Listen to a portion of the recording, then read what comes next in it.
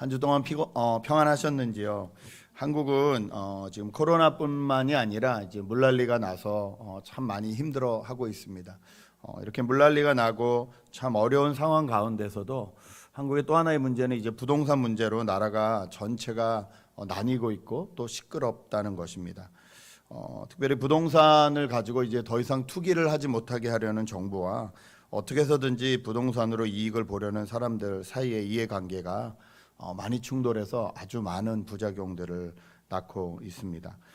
저는 한국의 뉴스를 보면서 정부의 밀어붙이기 방침에도 많은 문제가 있다고 생각을 하지만 그 뉴스나 인터뷰를 보면서 그 대한민국 국민들 안에 들어있는 이 생각들이 더 무섭다는 것을 깜짝 놀랐습니다. 이제 더 이상 땅을 이제 지을 땅이 없으니까 높이를 올려주겠다, 용적률을 올려주겠다. 대신에 높이 올라가는 만큼 그 중에서 일부를 정부가 받아서 저소득층이나 아니면 임대를 할 수 있는 어떤 좀 힘들고 어려운 분들에게 그 아파트를 나누는 그런 사업을 하겠다고 하니까 어떤 분이 인터뷰를 하시는데 뭐라고 하냐면 그런 분들이 들어오면 집값이 떨어질 뿐만 아니라 그 동네의 범죄율이 늘어나므로 반대할 수밖에 없다.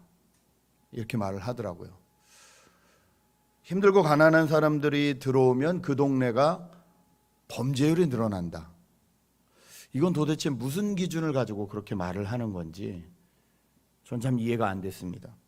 이미 한국에는 아파트 이름에 따라서 어떤 아파트에 사느냐에 따라서 아이들이 같이 놀 것이냐 말 것이냐를 정하는 문화가 생겨났습니다.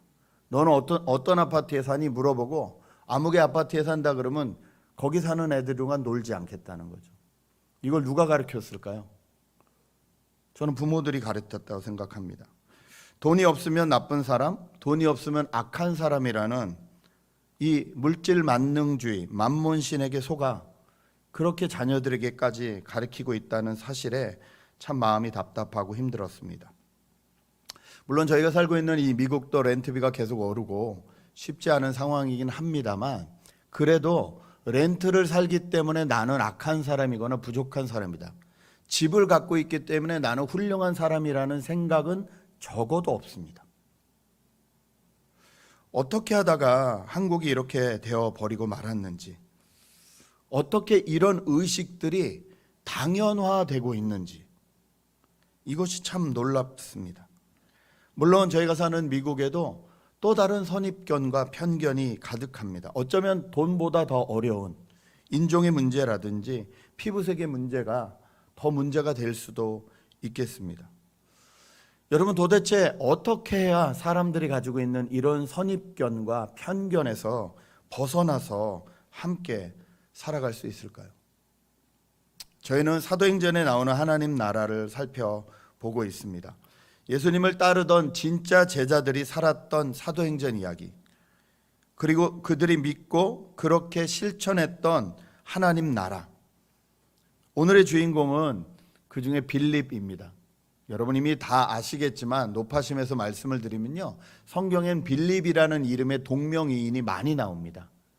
그 중에서 가장 헷갈리는 사람이 누구냐면 예수님의 제자 중에 빌립과 그 다음에 오늘 나오는 빌립 집사님이라고 불리는 빌립입니다.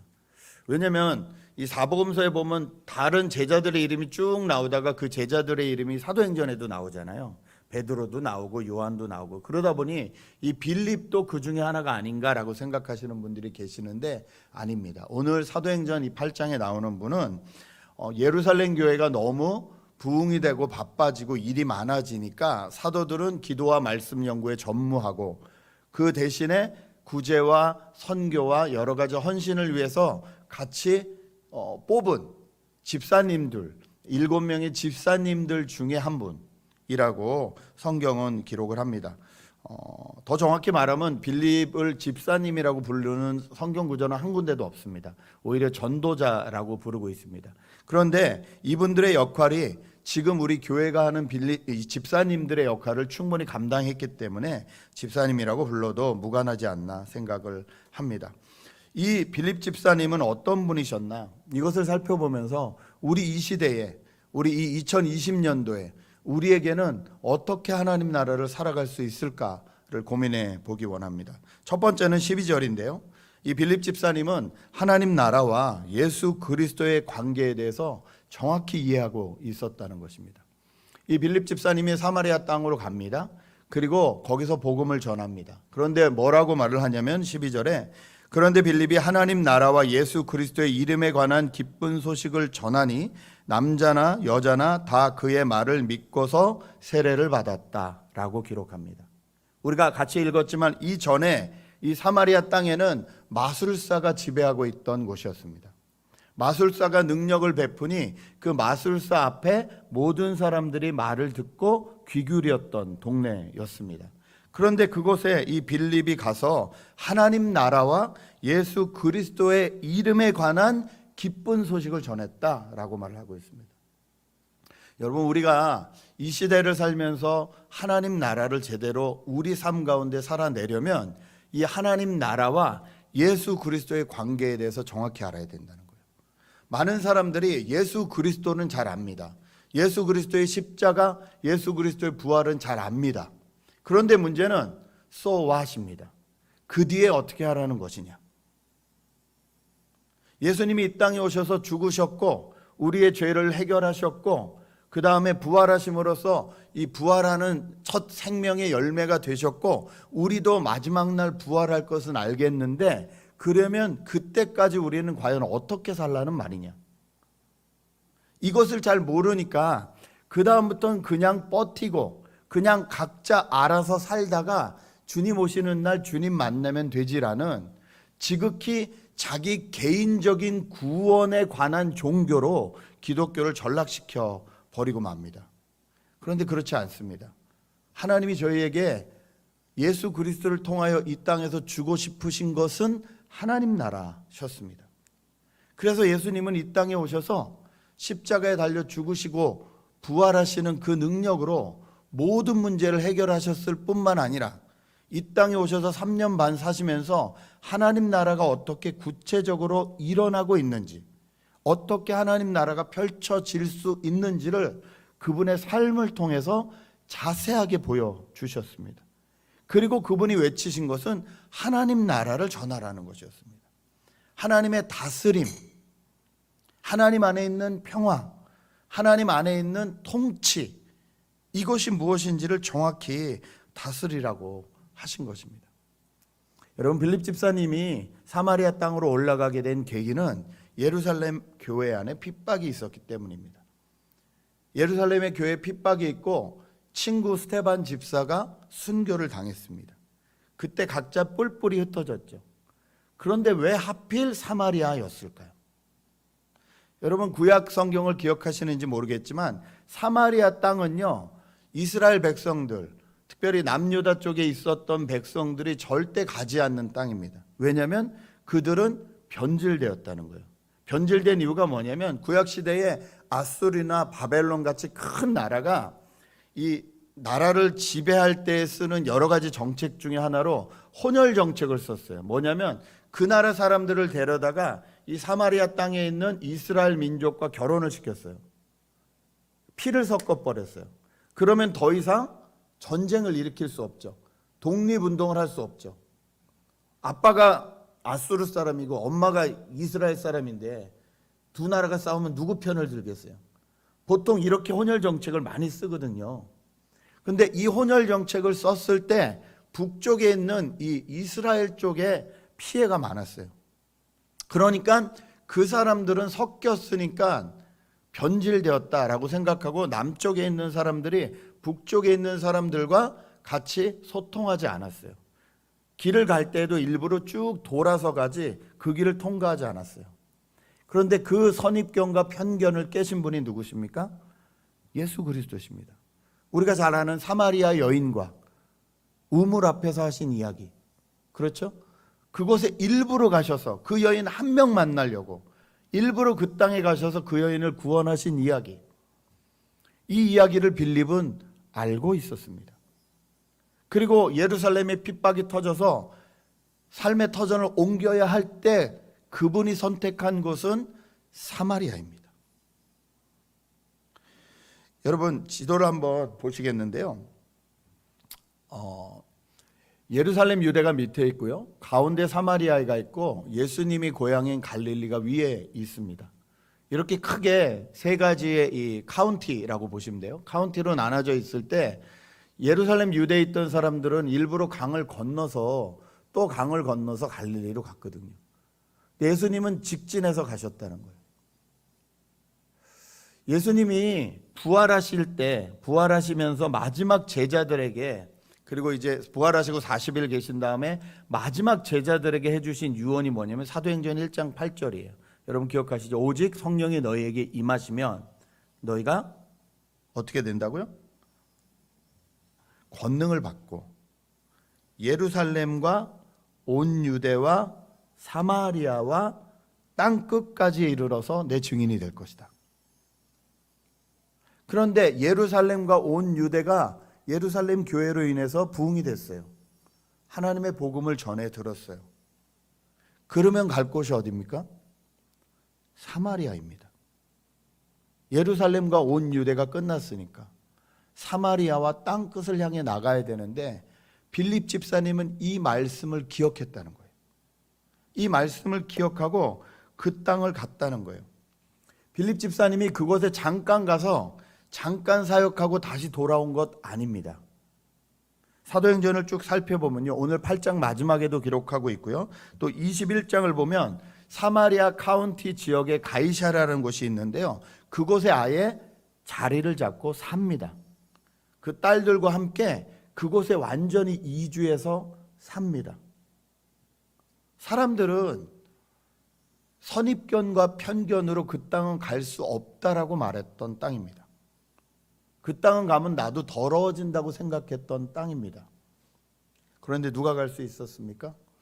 하나님 나라와 예수 그리스도의 복음을 온전하게 이해하신 빌립 집사님이 가실 수 있었다는 겁니다. 여러분, 하나님 나라와 예수 그리스도를 제대로 이해해야 이 세상이 가지고 있는 선입견과 편견에 맞서 싸울 수 있습니다. 왜냐하면 진짜 생명이 살아나는 방법을 저희가 알기 때문에 그렇습니다. 빌립은 진짜 생명을 전해주기 위해서 사람들이 나를 바라보는 시선, 체면 따위는 아랑곳하지 않았습니다. 2020년을 사는 저희에게는 어떤 선입견과 어떤 편견이 있을까요? 2주 전에 한 자매가 상담을 합니다. 어떤 언니가, 잘하는 언니가 교회를 좀 다니다가 이제 명상을 하는데 이 명상을 너무 깊이 해서 어떤 영적인 거하고 자꾸 이렇게 연결되는 듯한 말들을 자꾸 해서 걱정이 된다. 그런데 우리가 믿는 하나님을 아는 것도 같은데 명확하지 않은 것 같아 걱정이 되는데 어떻게 도와줄 수 있겠느냐, 이런 상담을 했습니다. 여러분 그런 상담을 받으시면 여러분 어떻게 가이드를 주시겠습니까? 여러분 주위에 누가 그렇게 묵상을 하는데, 명상을 하는데 깊이 빠져서 이렇게 명상을 한다. 그래서 이게 우리가 말하는 기독교의 하나님인지 아니면 그 어떤 또 다른 종교인지를 잘 모르겠다, 이런 질문을 받으면 우리가 어떻게 도와주면 될까요? 실제로 그 자매에게 교회 다니신다는 분이 이렇게 말했답니다. 너 그러다 귀신 든다. 그렇게 말할 수 있지요. 성경에 그런 예들이 있으니까. 그런데 그렇다면 그분은 적어도 왜 그런지에 대해서 그분한테 자세히 설명해 줄 수 있어야 됩니다. 그게 아니라 그냥 너 그러다 귀신 든다라고 던지는 말만큼 무책임한 말이 없습니다.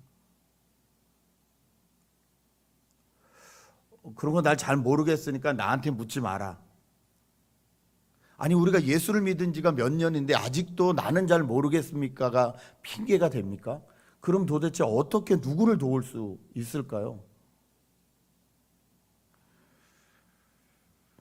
우리가 그분을 향해서 먼저 할 수 있는 것은 그분이 왜 명상에 빠지게 되었는지를 먼저 알아보는 것입니다. 그분 삶에 어떤 일이 있었는지, 왜 그렇게 명상에 깊이 빠질 수밖에 없었는지 관심을 갖고 알아보는 것이겠죠. 그리고 사랑하는 마음으로 그분을 위해서 기도하면서 그분에게 진짜 필요한 것이 무엇인지를 살펴보아야겠죠. 그리고 그분이 다 같이 생각하는 모든 신들, 범신이라 그러죠. 모든 신들이 다 같다라고 생각하는 것 가운데 왜 같지 않은지에 대해서 내가 아는 만큼 하나씩 설명해 줄 수 있어야겠죠. 성경에는 그런 예들이 얼마든지 나와 있습니다. 바울이 아테네라는 지역을 선교 여행을 하다가 보니까 아테네에는 온갖 신들이 다 있었습니다. 온갖 우상들도 다 있었습니다. 얼마나 신상을 세워놓고 우상 숭배를 하는지 그 중에는 이런 신도 있었습니다. 알지 못하는 신. 그러니까 자기들도 이 신이 어떤 신인지 알지도 못하는 신인데 거기다 신상 세워놓고 절하고 있는 거예요. 바울이 그 알지 못하는 신이란 말을 딱 붙잡고 거기서 힌트를 얻어서 거기 모여있는 아테네 사람들에게 말합니다. 내가 당신들이 말하는 알지 못하는 신에 대해서 얘기해 주겠다고. 그러면서 누구를 얘기합니까? 창조주 하나님에 대해서 설명하기 시작합니다. 하나님이 어떤 분이신지 창조부터 설명하기 시작합니다. 여러분, 저희가 정말로 이 선입견과 편견과 이런 것에 빠져들지 아니하고 사람을 온전히 사람으로 이해하고 그분들과 동감하고 그리고 그분들을 올바른 길로 인도하기 위해서 우리에게 먼저 하나님 나라와 예수 그리스도의 복음이 확실해야 된다는 겁니다. 그래야 그분들을 도우실 수 있어요. 우리도 선입견에 빠지지 않을 수 있습니다. 예수 그리스도는 이 땅에 사람들이 말하는 종교적이라는 말을 다 깨셨어요. 그 종교적인 말이 나쁜 것이 아닙니다. 율법이 나쁩니까? 아니요, 나쁘지 않습니다. 그러나 율법주의는 나쁩니다. 권위가 나쁩니까? 아니요, 권위는 있어야 됩니다. 가정에서도 아버지의 권위가 있어야죠. 어머니의 권위가 있어야죠. 그러나 권위주의는 사람을 죽입니다. 이것을 구별해 주셨어요. 우리도 그래야 된다는 거예요. 교회 안에 당연히 형식도 있어야 되고 당연히 직분도 있어야 되고 뭐든지 있어야 돼요. 조직에 필요한 것들이에요. 그러나 그것이 주의로 빠지기 시작하면 안 된다는 거예요.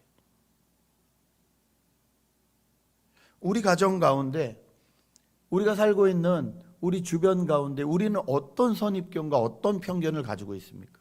혹은 아니면 내가 잘 모르니까 그냥 세상 것들이 다 좋다고 그냥 동조해버리고 있지는 않는지요. 그것도 잘못된 거죠. 그 사람들이 잘못된 길로 가는 것을 그냥 바라보고만 있는 거, 그것도 잘못된 겁니다.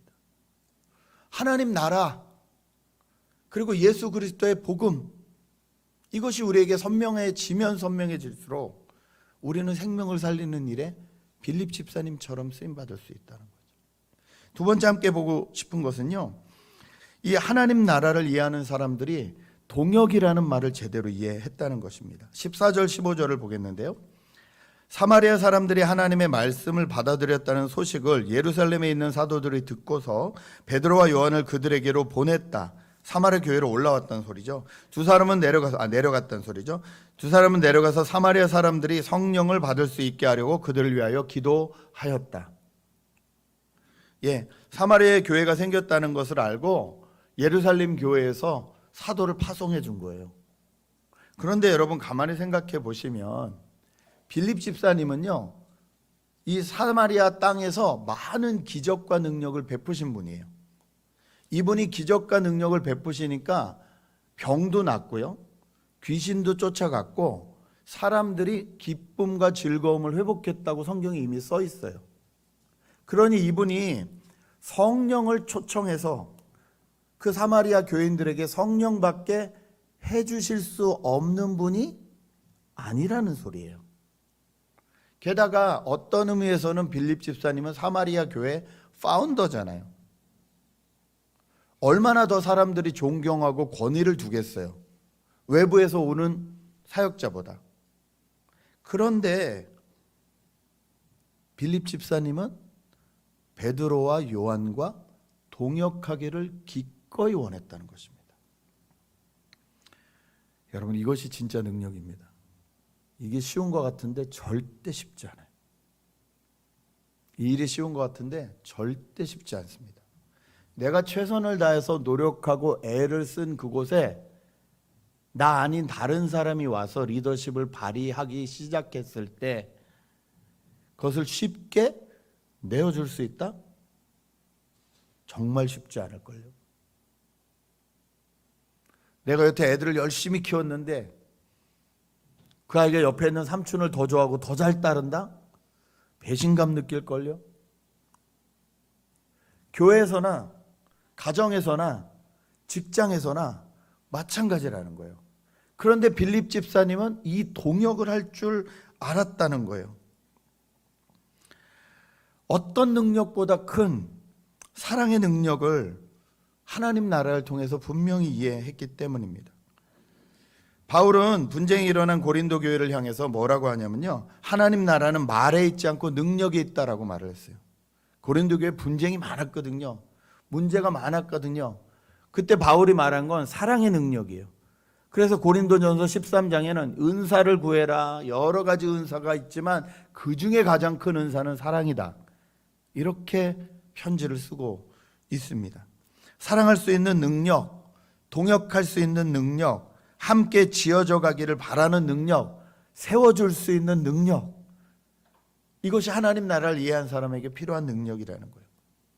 우리 옆에 계신 분한테 한번 고백하실까요? 우리 인터넷으로 예배 드리신 분들도 옆에 누가 계시다면 이렇게 한번 고백하시죠. 당신과 동역하기 원합니다.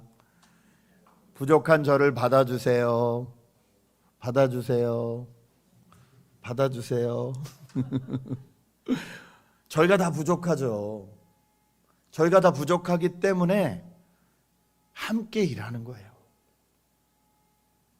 하나님도 함께 일하셨어요. 삼위일체 하나님이 함께 일하셔서 지금까지 저희를 인도하고 돌보고 계십니다.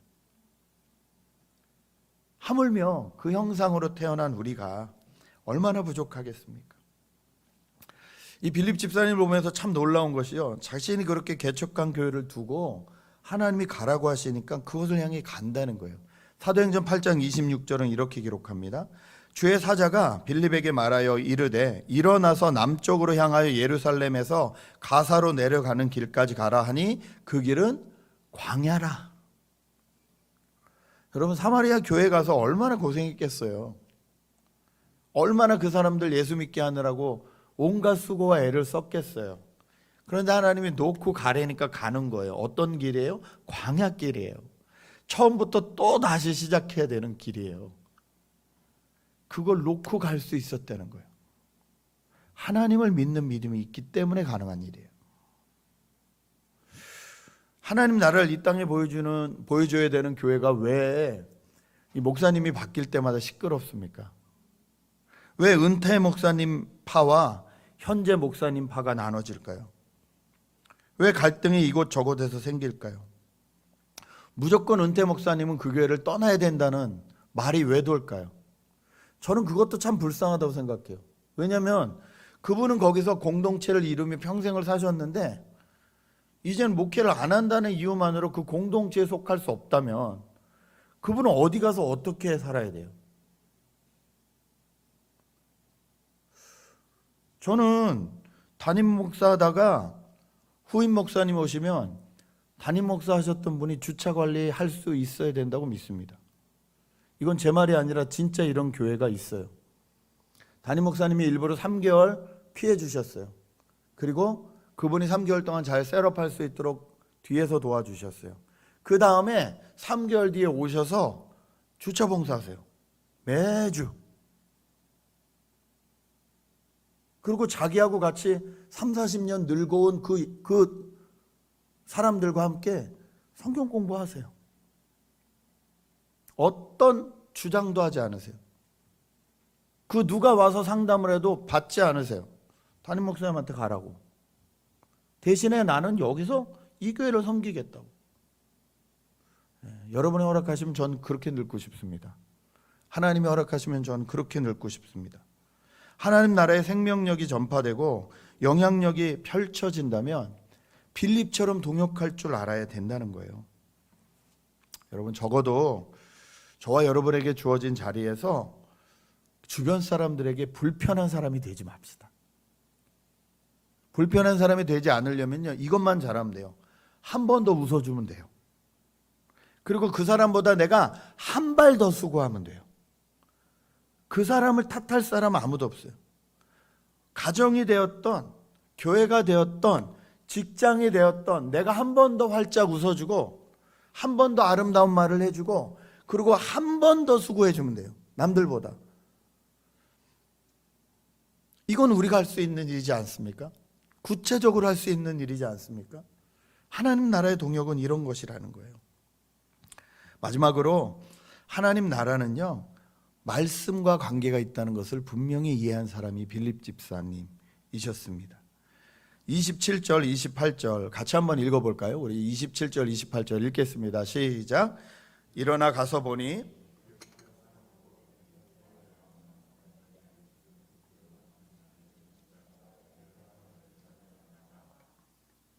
돌아가는데 수레를 타고 선지자 이사야의 글을 읽더라. 네.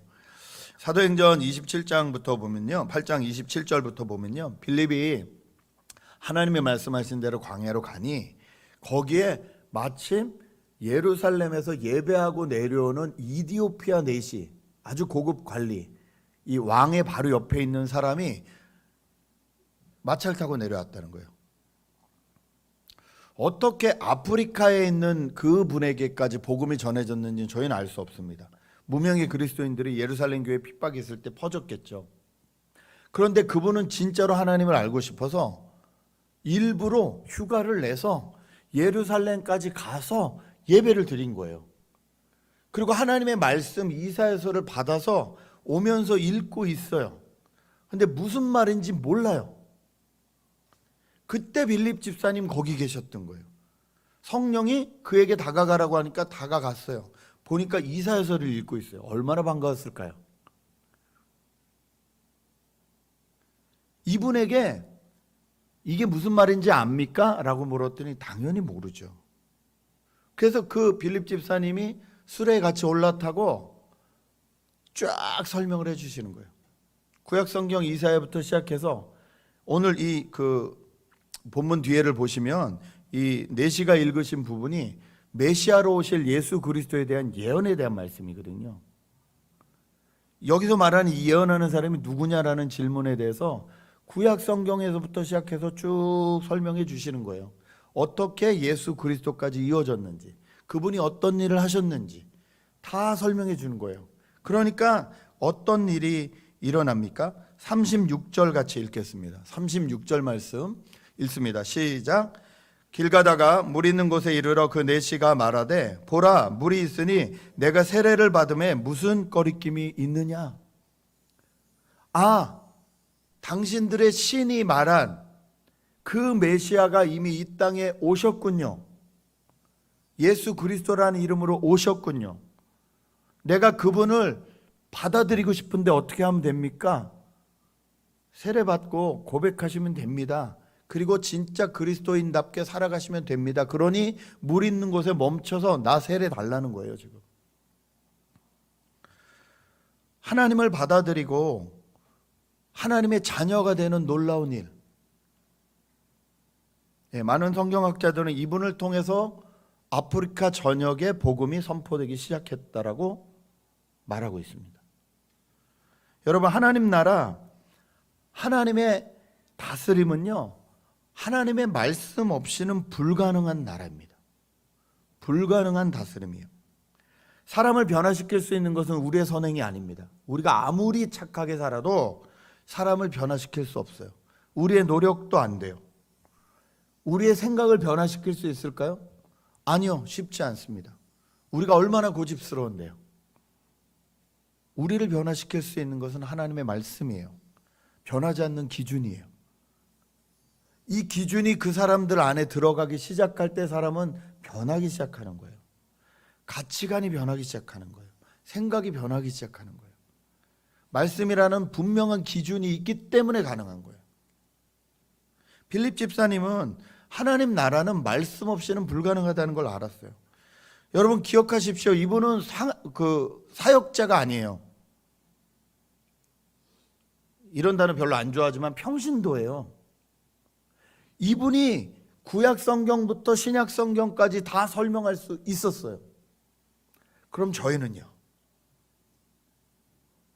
이분보다 훨씬 교회를 오래 다녔고 이분보다 훨씬 성경 공부를 많이 했던 저희는요, 누군가 질문하면 구약 성경부터 신약 성경까지 하나님이 어떤 약속을 하셨고 그 약속을 어떻게 이루셨고 지금 예수 그리스도가 오셨고 이제 또 그분이 다시 오신다고 약속하시는 이 복음에 대한 또 하나님 나라에 대한 이야기들을 저희는 나눠줄 수 있는지요?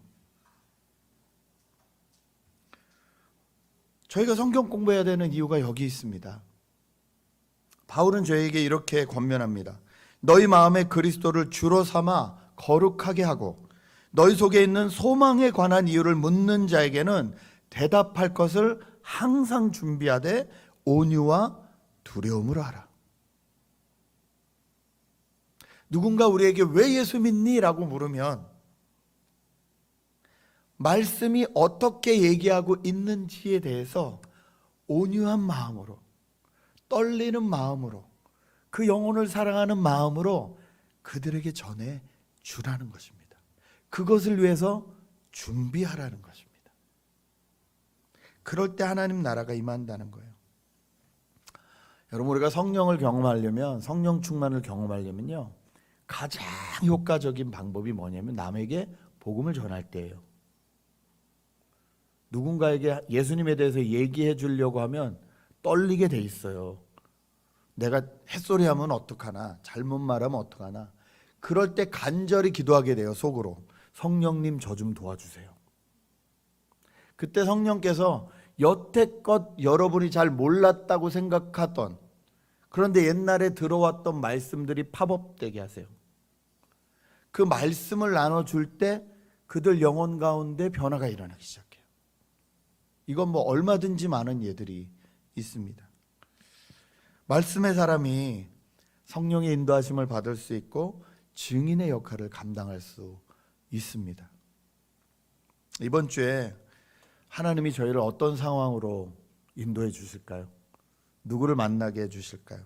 여러분의 일터에서 또 여러분의 주변에서 누구와 함께 이야기할 수 있는 은혜를 주실까요? 빌립 집사님처럼 하나님 나라와 예수 그리스도를 바로 이해하고 믿음의 식구들과 말씀 공부하고 동역하는 것을 배우면서 하나님 나라를 확장시키는 증인의 일을 할 수 있는 저와 여러분이 되셨으면 좋겠습니다. 한 번 더 수고하고 한 번 더 웃어주고 한 번 더 섬기면서 온유함으로, 겸손함으로, 아니 도대체 왜 그렇게 살아? 왜 그렇게 손해보는 것처럼 살아? 라고 말할 때 내 안에 계신 하나님, 내 안에 계신 하나님의 말씀, 그 말씀을 믿는 믿음을 나눠주실 수 있는 저와 여러분 되시길 주님의 이름으로 축복합니다. 이 시간 잠깐 말씀 기억하면서 함께 기도할까요? 하나님, 내가 예수 그리스도의 복음만 알지 않게 도와주십시오.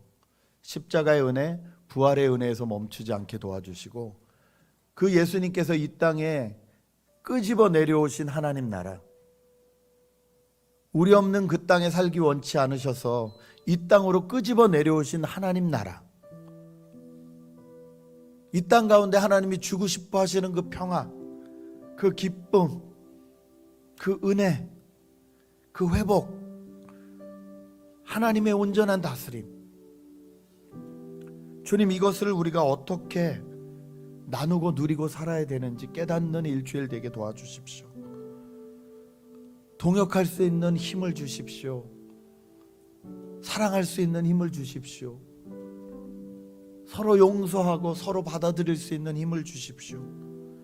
구체적으로 말씀 때문에 살게 도와주십시오. 그 말씀에 내 기준을 삼게 도와주십시오. 아이를 키우는 것도 말씀이 기준이 되게 하십시오. 내 잔소리가 키우지 않게 도와주십시오. 일을 하는 것도 말씀이 기준이 되게 하십시오. 공부를 하는 것도 말씀이 기준이 되게 하십시오. 그 말씀에 근거하여 생활하게 도와주십시오. 이 마음으로 기도하시고 특별히 이 땅에 힘들고 어려운 모든 분들을 기억하시며 함께 기도했으면 좋겠습니다. 기도하십니다. 주님,